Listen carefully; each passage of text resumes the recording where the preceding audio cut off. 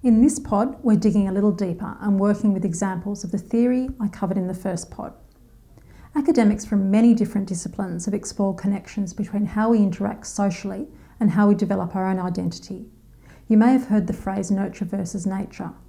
There's a long ongoing debate about the importance of structure, that is societal influences, and agency, which means an individual's thoughts and actions, when it comes to the formation of the self. Think about what sort of person you consider yourself to be, your self-worth. How have you come to form such an opinion and beliefs about yourself? Language is seen as a crucial way by which each one of us represents ourselves to ourselves. When we interact with others, we learn the ability to see ourselves the way others do. This is an ability which aids self-awareness and self-identification. As Cath Woodward says in the book Understanding Identity, identity involves the interrelationship between the social and the personal, between what I feel inside and what is known about me from the outside. Anthony Giddens, in the book Modernity and Self-Identity, considers the impact of society upon the formation of self-identity. For instance, he argues, quote, mediated experience is seen to be at the heart of social life. So what does that mean?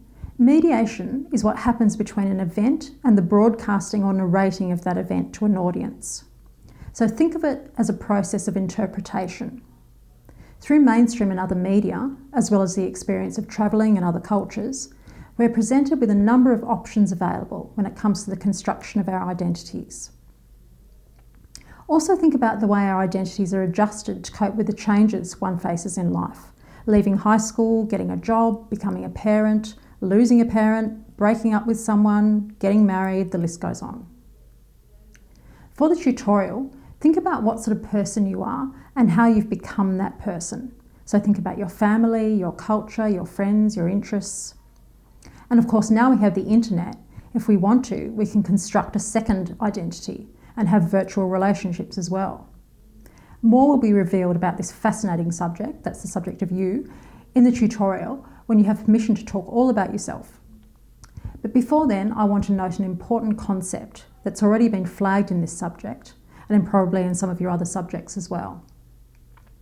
Technological determinism, or how technology shapes us and how we shape technology.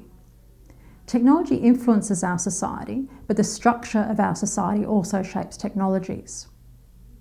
So if we recognise that technology is socially constructed, we can avoid the trap of technological determinism.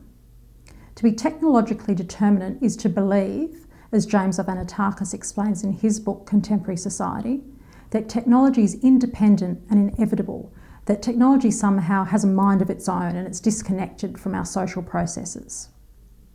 So the first important thing to note is that, of course, we're not the first generation to have technology. But even now, unfortunately, lots of people think that technological advances can solve all our problems. For those who are interested, this sort of thinking goes back to the Enlightenment.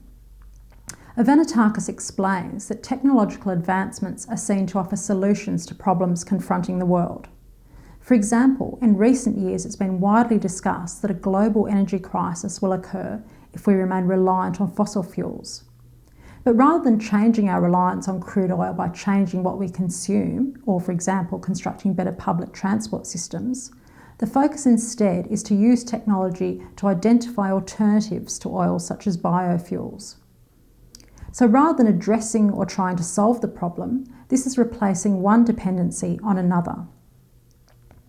In the tutorials, we'll talk about the issues of technological determinism in relation to identity, personal communication, and writing ecologies.